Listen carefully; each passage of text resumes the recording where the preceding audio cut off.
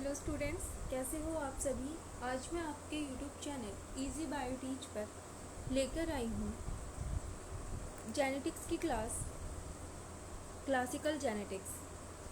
Classical genetics के जैसे कि हमने जेनेटिक्स के 3 पार्ट्स पढ़े थे, क्लासिकल जेनेटिक्स, मॉलिक्यूलर जेनेटिक्स और इवोल्यूशनरी जेनेटिक्स। तो जो क्लासिकल जेनेटिक्स थी उसके अंदर हम किसको स्टडी कर रहे थे, मॉलिक्यूलर प्रिंसिपल, मतलब जो मेंडल प्रिंसिपल हैं और जो मेंडल लॉ ऑफ इनहेरिटेंस है उनको स्टडी कर रहे थे। सेक्स डिटर्मिनेशन को, सेक्स लिंकेज को हम किसके अंदर स्टडी कर रहे थे, क्लासिकल जेनेटिक्स के अंदर स्टडी कर रहे थे। तो इसके अकॉर्डिंग आज जो हमारा टॉपिक है वो है मेंडल प्रिंसिपल और मेंडल लॉ ऑफ इनहेरिटेंस। सबसे पहले हम देखते हैं जो फादर ऑफ जेनेटिक्स हैं वो कौन है, जॉर्ज जोहन मेंडल हैं। जो मेंडल हैं उन्होंने पोस्टुलेट करे थे principle of inheritance which are popularly known as Mendel principle. इन्होंने क्या दिए थे, इनहेरिटेंस के प्रिंसिपल के बारे में बताया था, जिनको आज मेंडल लॉ के नाम से जाना जाता है। लेकिन उस टाइम पे इनका जो काम था वो क्या कर दिया गया था, साइंटिस्ट के द्वारा इग्नोर कर दिया गया था। But his work largely ignored by scientist at that time. In 1900 the work was independently rediscovered by 3 biologists, Hugo de Vries of Holland, Karl Correns of Germany and Tripp Tuskermark of Austria. अब क्या हुआ, जब इनके काम को, मतलब उस time पे क्या था, जो दूसरे साइंटिस्ट थे वो अपना काम कर रहे थे, तो उनके साइड लोगों का ध्यान क्या था, ज़्यादा था उनके काम के ऊपर। तो जो मेंडल थे उनके काम को उस टाइम पे क्या कर दिया गया, इग्नोर कर दिया गया। लेकिन 1900 में 3 साइंटिस्ट आए, Hugo de Vries, Carl Correns और त्रिप तस्करमार्क। इन्होंने क्या किया, इनके काम को रीडिस्कवर किया। अब हम देखते हैं डेफिनेशन ऑफ जीन्स। जीन्स क्या होते हैं। He discovered that and individual traits are inherited as discrete factor which retain their physical identity in a hybrid. दूसरी जो डेफिनेशन है हमारे पास वो है smallest unit of heredity that may influence the outcome of an organism trait. जो Mendel थे उन्होंने क्या डिस्कवर किया, जो इंडिविजुअल ट्रेट है, individual traits are inherited as discrete factors. जो इंडिविजुअल ट्रेट है वो कैसे इनहेरिटेड होता है, डिस्क्रीट फैक्टर के जैसे इनहेरिटेड होता है। Which retain their physical identity in a hybrid, जो कि अपनी फिजिकल आइडेंटिटी को क्या कर देता है, रिटेन कर देता है हाइब्रिड में, हाइब्रिड के अंदर। अब दूसरी क्या है, जो जीन है वो क्या है, स्मॉलेस्ट यूनिट है हेरिडिटी की, जो क्या इन्फ्लुएंस करती है outcome of an organism, trait को क्या करती है, इन्फ्लुएंस करती है। जो जीन है उसको हम ऐसे भी बोल सकते हैं, ऐसे भी डिफाइन कर सकते हैं, जो जीन है वो किसकी यूनिट है, हेरिडिटी की यूनिट है। अब हम देखते हैं मेंडल एक्सपेरिमेंट। अब जो मेंडल हैं उन्होंने गार्डन पी पाइसम स्टाइवम को ही क्यों चूज़ किया, वो और भी तो जो प्लांट्स थे उनको चूज़ कर सकते थे। तो जो एक्सपेरिमेंट के लिए जो मेंडल थे उन्होंने पाइसम स्टाइवम को चूज़ किया, उसकी क्या थी, बहुत सारी एडवांटेजेस थी, इसलिए उन्होंने क्या किया, पाइसम स्टाइवम को यूज़ किया।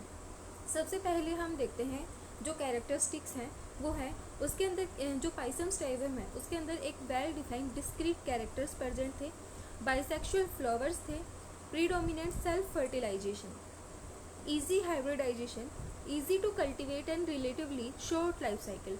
इनकी जो लाइफ साइकिल थी वो छोटी थी, इनके अंदर सेल्फ फर्टिलाइजेशन प्रेजेंट था, इनके अंदर बाइसेक्सुअल फ्लावर्स प्रेजेंट थे, और ये क्या थे, चीप थे और इजी से क्या हो जाते हैं, अवेलेबल हो जाते हैं। इसलिए जो मेंडल थे उन्होंने पाइसम स्टाइवम को यूज़ किया। अब हम देखते हैं जो मेंडल थे उन्होंने पाइसम स्टाइवम के अंदर कौन से कैरेक्टर्स की स्टडी की। Characters studied by Mendel, the characteristics of an organism are described as character or traits. Mendel studied 7 qualitative traits and these are, Mendel ने 7 क्वालिटेटिव ट्रेट्स को क्या किया था, स्टडी किया था। सबसे पहले हम देखते हैं stem length, flower position second, third है हमारा फ्लावर कलर या फिर हम बोल सकते हैं जो सीड कोट कलर है वो, फोर्थ है पोड शेप, फिफ्थ है पोड कलर, सिक्स है सीड कलर और सेवन्थ है सीड फॉर्म। तो जो स्टेम लेंथ है वो डोमिनेट में कैसी थी, टोल थी, और रिसेसिव में ड्वार्फ थी। फ्लावर पोजीशन एक्सियल थी और टर्मिनल थी। फ्लावर कलर वॉयलेट और वाइट था, और जो सीड कोट कलर था वो ग्रे और वाइट था। पोर शेप डोमिनेंट में इन्फ्लेटेड थी और रिसेसिव में कंस्ट्रक्टेड थी। पोर कलर डोमिनेंट में ग्रीन थी और रिसेसिव में येलो थी। सीड कलर डोमिनेंट में येलो था और रिसेसिव में ग्रीन था। और सीड फॉर्म डोमिनेंट में राउंड और रिसेसिव में रिंकल्ड। ये क्या किए थे इन्होंने 7 कैरेक्टर्स पाइसम स्टाइलम के अंदर स्टडी किए थे। अब जो अलील्स हैं, अलील्स क्या होते हैं? Genes which code for a pair of contrasting traits, they are slightly different forms of the same gene और 2 alternative form of a gene. Alleles को हम सिंपल फॉर्म में क्या बोल सकते हैं? जो अलील्स हैं वो क्या है? अल्टरनेटिव फॉर्म है किसकी? जीन्स की। इसका जो एग्जाम्पल है वो है हाइट ऑफ प्लांट, जिसके अंदर हम किसको देखते हैं? डोमिनेंट और रिसेसिव, मतलब टॉल और ड्वार्फ। एक क्या होगा? लंबा, तो लंबे वाले को हम टी से लिखेंगे और ड्वार्फ वाले को हम स्मॉल टी से लिखेंगे। अब जो अलील्स हैं वो 2 टाइप के होते हैं, वाइल्ड टाइप अलील्स और mutant alleles. Wild type alleles, prevalent alleles in a population. These alleles typically encode protein that are made in the right amount and function normally. ये क्या होते हैं? वाइल्ड टाइप अलील्स वो alleles होते हैं जो ज़्यादा अमाउंट में पॉपुलेशन के अंदर प्रेजेंट होते हैं और ये किसको इनकोड करके रखते हैं? प्रोटीन को इनकोड करके रखते हैं। और ये कितनी अमाउंट में? मतलब राइट अमाउंट में ही बनते हैं और इनका ये जो फंक्शन करते हैं वो नॉर्मल फंक्शन करते हैं। जो म्यूटेंट अलील हैं वो क्या होते हैं? जो अलील्स हैं ये प्रेजेंट होते हैं less than 1% in a population and have been altered by mutation. ये सिर्फ लेस देन 1% ही क्या होते हैं? पॉपुलेशन के अंदर प्रेजेंट होते हैं। नेक्स्ट है हमारे पास डोमिनेंट और रिसेसिव अलील। डोमिनेंट अलील कौन से होते हैं? डोमिनेंट अलील वो अलील होते हैं जो रिसेसिव अलील को क्या कर देते हैं? सप्रेस कर देते हैं या फिर उसकी जो एक्सप्रेशन है उसको हाइड कर देते हैं। मास्क और hide expression of a recessive allele, it is represented by an upper case letter. जो ये क्या करते हैं? मतलब जो एक्सप्रेशन है रिसेसिव अलील का उसको क्या कर देते हैं? दबा देते हैं। उसको हम क्या बोलते हैं? डोमिनेंट अलील बोलते हैं। और जो अपर केस लेटर्स हैं इनसे हम इनको क्या करते हैं? रिप्रेजेंट करते हैं। जैसे डोमिनेंट अलील को हम लिखेंगे टी और टी से। अब जो रिसेसिव अलील हैं वो क्या होते हैं? Is an allele that exerts its effect only in the homozygous and heterozygous condition. Its expression is masked by a dominant allele. ये जो हैं ये क्या करते हैं? ये जो अलील है ये अपना जो एक्सप्रेशन है वो होमोजाइगस और हेटेरोजाइगस कंडीशन में ही क्या कर सकते हैं? दिखा सकते हैं अपने इफेक्ट को। इनका जो एक्सप्रेशन है उसको कौन मास्क करके रखता है? जो डोमिनेंट अलील है वो इनके एक्सप्रेशन को क्या कर लेता है? मास्क कर लेता है। जैसे हेटेरोजाइगस कंडीशन के अंदर क्या होता है और होमोजाइगस के अंदर तो हमें पता है कि ऐसे प्रेजेंट होंगे, और हेटेरोजाइगस कंडीशन के अंदर हम क्या करते हैं?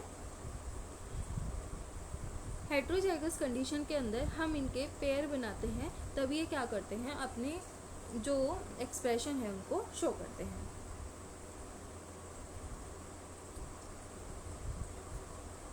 सॉरी, ये जो रिसेसिव अलील हैं ये सिर्फ होमोजाइगस कंडीशन में ही अपने एक्सप्रेशन को शो करते हैं, हेटेरोजाइगस कंडीशन में अपने एक्सप्रेशन को शो नहीं करते।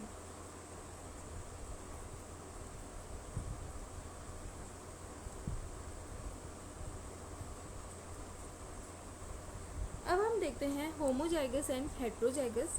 होमोजाइगस कंडीशंस जैसे कि हमने देखा ये किसके लिए है? डोमिनेंट के लिए है, ये रिसेसिव के लिए है, और जो हेटेरोजाइगस है वो किसके लिए है? हाइब्रिड के लिए। यहाँ पे हेटेरोजाइगस मतलब हम इसको कैसे लिखते हैं? एक डोमिनेंट टी और एक रिसेसिव टी, ये हमारा क्या है? हाइब्रिड है। जैसे हम इनकी क्रॉस कराते हैं,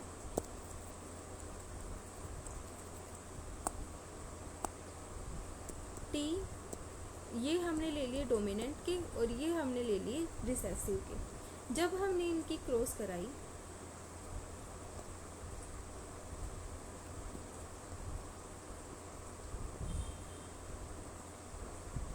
ये हमारे पास क्या आए? ये हमारे पास सारे आए हाइब्रिड्स। तो ये क्या बने? हाइब्रिड बने हमारे पास। तो इसका मतलब ये क्या है? ये है हेटेरोजाइगस कंडीशन हमारे पास। इसको हम ऐसे भी कर सकते हैं, मतलब हम करते भी ऐसे ही हैं कि यहाँ से हम एक ले लेंगे और यहाँ से हम एक ले लेंगे और इन दोनों को क्रॉस करा के हम क्या बना लेंगे? अपना हाइब्रिड बना लेंगे। नेक्स्ट हमारा है genotype and phenotype. It is defined as a genetic constitution of an individual for any particular trait or character. ये क्या करते हैं, जो जेनेटिक कॉन्स्टिट्यूशन है इंडिविजुअल का, उसको क्या करते हैं, डिफाइन करते हैं. इसका जो एग्जांपल है वो है small T, capital T, small T, capital T. Genotype of an individual is usually expressed by an symbol. जैसे कि हमें इससे पता चल रहा है ये कैसा है, ये ड्वार्फ है, ये कैसा है, हाइब्रिड है, और ये कैसा है, टोल है. तो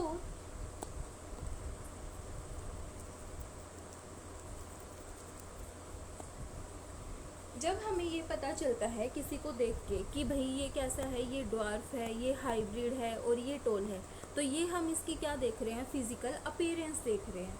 ये हमारा क्या हो गया, फिनोटाइप हो गया. ये हम क्या कर रहे हैं, ऑब्जर्व कर रहे हैं. लेकिन जब जीनोटाइप की बात आती है तो वहाँ पे हमें क्या पता चलता है, हम इनको देख के क्या पता लगाते हैं, इनके जेनेटिक कॉन्स्टिट्यूशन को पता लगाते हैं.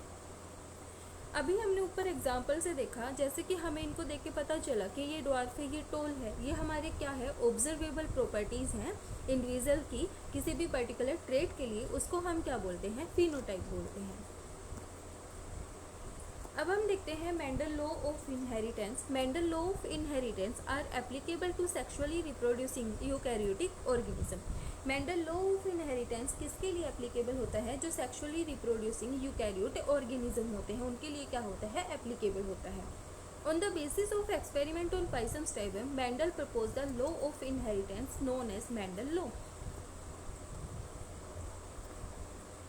ये जो लॉ है, ये है लॉ ऑफ सेग्रीगेशन और लॉ ऑफ इंडिपेंडेंट अशॉर्टमेंट.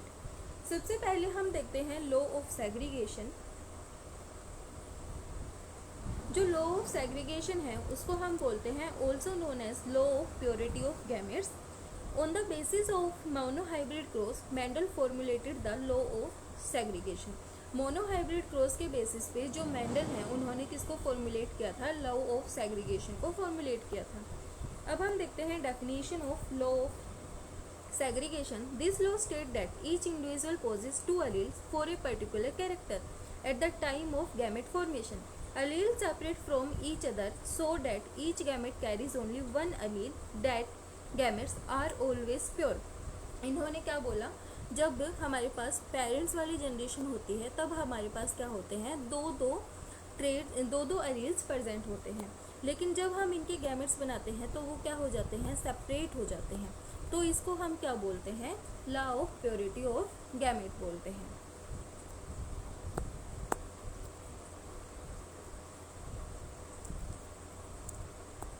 ये था हमारी डेफिनेशन लॉ ऑफ सेग्रीगेशन की. It also explain that heredity factor are discrete and don't blend with present together. इन्होंने क्या एक्सप्लेन किया, जो हेरिडिटी फैक्टर है वो क्या है, डिस्क्रीट है और वो किसी के साथ क्या नहीं, मतलब एक दूसरे के साथ क्या नहीं होते, मिक्स नहीं होते. अब हम इसको देखते हैं एग्जाम्पल इसकी रिप्रेजेंटेशन से, डायग्रामेटिक रिप्रेजेंटेशन से. ये जैसा कि हमने पढ़ा, उन्होंने क्या बोला, जो पेरेंट जनरेशन के टाइम पे हमारे क्या पास क्या प्रेजेंट है, दो एलील्स प्रेजेंट है. लेकिन गैमेट फॉर्मेशन के टाइम पे वो क्या हो जाते हैं, सेपरेट हो जाते हैं और वो कितने रह जाते हैं, एक ही रह जाते हैं. तो पेरेंट जनरेशन के पेरेंट जनरेशन में हमारे पास कैपिटल टी टोल, इसको हम बोल रहे हैं मेल, और ड्वार्फ फीमेल के केस में स्मॉल टी थी. जब हम गैमेट फेज में गए, मतलब जब हमने गैमेट्स बनाए तो हमने इनको सेपरेट किया और हमने एक अलील को ले लिया. F1 जनरेशन में हमारे पास क्या आया, टोल आया और हमारे पास क्या बन गया, हाइब्रिड बन गया. The monohybrid cross between tall and dwarf pea plant, the symbol T represent tall and D represent dwarf. अब हम देखते हैं जो F1 जनरेशन है उसकी हमने क्या कराई, क्रॉस कराया, सेल्फिंग कराई उसको. अब हमने क्या किया, जो हमारे पास हाइब्रिड आया था उसको क्या करा दिया, हमने क्रॉस करा दिया. जब हमने यहाँ से क्रॉस कराया तो हमारे पास क्या गैमेट्स बने, इधर हमने लिए फीमेल गैमेट और इधर हमने लिए मेल गैमेट. तो यहाँ से हमें मिला कैपिटल टी, यहाँ से हमें मिला capital T small T first second, यहाँ से हमें मिला कैपिटल T स्मॉल टी और यहाँ से हमें मिला स्मॉल टी. हमारे पास जो फिनोटिपिक रेशो है वो आया हमारा 3:1 और जो जीनोटिपिक रेशो है वो आया हमारा 1:2:1। इनको देख के हमें पता चल रहा है कि हमारे पास 3 कैसे आए, टोल आए और एक हमारे पास ड्वार्फ आया। ये था हमारा लॉ ऑफ सेग्रीगेशन। अब हम देखते हैं test cross. A test cross is between an individual with dominant phenotype and individual with a recessive phenotype to see if the individual with dominant phenotype is homozygous or heterozygous। अब test cross है वो किसके बीच में होता है? Between the individual with dominant phenotype and individual with a recessive phenotype to see if the individual with dominant phenotype वो homozygous है या हेट्रोजाइगस है। डोमिनेंट फिनोटाइप और जो रिसेसिव फिनोटाइप है उन इंडिविजुअल्स के बीच में क्या होता है? क्रॉस होता है और हम उसके अंदर क्या देखते हैं? होमोजाइगस और हेट्रोजाइगस को देखते हैं।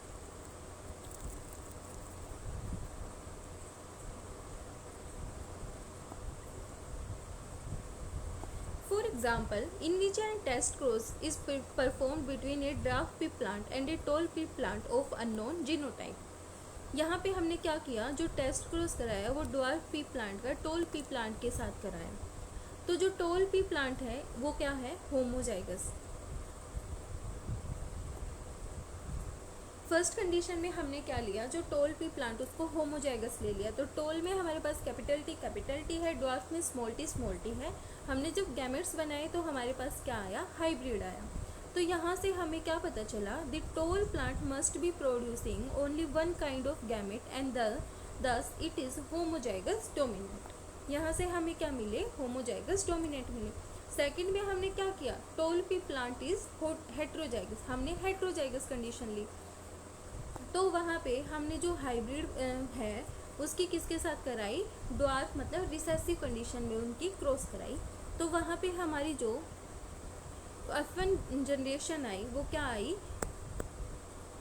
1 टोल और 1 ड्वार्फ। तो हमारा जो टेस्ट क्रॉस का रेशियो था वो कितना आया? 1:1। The tall plant must be producing 2 type of gamete and therefore it is heterozygous dominant. Second से हमें क्या मिला? जो टोल प्लांट है वो 2 टाइप के गैमेट्स क्या कर सकता है? प्रोड्यूस कर सकता है। तो वो क्या है? हेट्रोजाइगस डोमिनेंट है। अब हम देखते हैं लॉ ऑफ इंडिपेंडेंट असॉर्टमेंट। जो लॉ ऑफ इंडिपेंडेंट असॉर्टमेंट है उसका एक एक्सेप्शन है नॉन डिस्ट्रक्शन। ये मेरे खुद के नोट्स हैं जो कि मैंने एंट्रेंस के लिए यूज़ किए थे और मेरी जो ग्रेजुएशन थी उसके लिए यूज़ किए थे। तो यहाँ पे मैंने मतलब अच्छे क्वेश्चन लिख रखे हैं। ये डायरेक्ट जो हमारा पेपर होता है एंट्रेंस का किसी भी यूनिवर्सिटी का, जीजेयू का, एमडीयू का, आईजीयू का, वहाँ पे डायरेक्ट क्वेश्चन पुट किए जाते हैं। तो आप इनको रीड कर सकते हो किसी भी एंट्रेंस एग्ज़ाम के लिए। मैंने यही पढ़ के मेरा एंट्रेंस एग्ज़ाम क्लियर किया था। तो जो लॉ ऑफ इंडिपेंडेंट असॉर्टमेंट है वो बेस्ड होता है on the inheritance of 2 gene that is dihybrid cross. This law states that when 2 pair of traits are combined in a hybrid, segregation of characters is independent of the other pair of characters। ये law क्या बोलता है? जो 2 pairs हैं, 2 pair of trait combine हो जाते हैं hybrid के अंदर, segregation of character is independent. जो कैरेक्टर का सेग्रीगेशन है वो क्या होता है? इंडिपेंडेंट होता है of the other pair of character. मतलब एक दूसरे के ऊपर वो क्या नहीं करते? डिपेंड नहीं करते। अब इसका हम देखते हैं रिप्रेजेंटेशन। यहाँ पे हमने लिए येलो राउंड सीड और यहाँ पे हमने लिए green wrinkled seed. Parent generation में हमारे पास था कैपिटल वाई, कैपिटल आर। यहाँ पे हमारे पास है small Y, small R. Gametes हमारे पास बने कैपिटल वाई, कैपिटल आर और यहाँ पे बने स्मॉल वाई, स्मॉल आर। हमारे पास F1 जनरेशन आई capital Y, capital R, small R. ये हमें क्या मिले? येलो राउंड सीड मिले। फिर हमने इनकी F1 जनरेशन में सेल्फिंग कराई तो हमारे पास गैमेट्स बने Y R, capital small, Y R. हमारे पास ये क्या बने? गैमेट्स बने। अब हमने इनको F2 जनरेशन में क्या कराया, एक दूसरे के साथ क्रॉस कराया। तो यहाँ पे हमने लिया capital Y capital R, capital Y capital R, capital Y small R, capital Y small R, small Y capital R, small Y capital R, small Y small R, small Y small R. जब हमने इनको cross करवाया, यहाँ से हमें मिला capital Y capital Y, capital R capital R, यहाँ से हमें मिला कैपिटल वाई कैपिटल आर और स्मॉल आर। जब हमने इसको इससे क्रॉस कराया तो हमें मिला capital Y small Y capital R, और जब हमने इसको इससे कराया तो हमें मिला capital Y small Y capital R. तो ऐसे करके हमने 16 क्या बनाए, कैरेक्टर्स बनाए। अब जब हमने इसको एनालाइज किया डाईहाइब्रिड क्रॉस को, तो हमारे पास जो राउंड येलो थे वो बने 1, राउंड येलो जो बने वो थे 2, राउंड ग्रीन बना 1, राउंड येलो बने 2, राउंड येलो बने 4, राउंड ग्रीन बने 2, रिंकल्ड येलो बने 1, और जो रिंकल्ड येलो बने वो 2, और रिंकल्ड ग्रीन बने हमारे पास 1। जो हमारा फिनोटिपिक रेशियो था वो था 9:3:3:1, और जीनोटिपिक रेशियो हमारे पास आया 1:2:1, 2:4, 4:2, 2:1, 1:2, 2:1। इसको हम इजी ट्रिक से याद कर सकते हैं, 1 2 1, नीचे भी 1 2 1, और फिर बीच में 2 4 2। अब जो डाई हाइब्रिड क्रॉस है वो है, 2 traits are taken a heterozygous individual is crossed with a homozygous recessive parents। यहाँ पे हमने लिए येलो राउंड सीड और यहाँ पे हमने लिए ग्रीन रिंकल सीड। तो जो येलो राउंड सीड थे उसमें हमने लिया capital Y small Y capital R, green wrinkle seed में हमने लिया स्मॉल वाई स्मॉल आर। इनके हमने गैमेट्स बनाए तो हमें मिला, जब हमने इसके साथ और इसके साथ क्या कराए, क्रॉस कराए, तो हमें मिले, हमारा जो रेशियो आया वो आया 1:1, 1:1, 1:1, 1:1। आज का हमारा टॉपिक इतना ही था। वीडियो पसंद आए तो लाइक शेयर एंड सब्सक्राइब जरूर करना।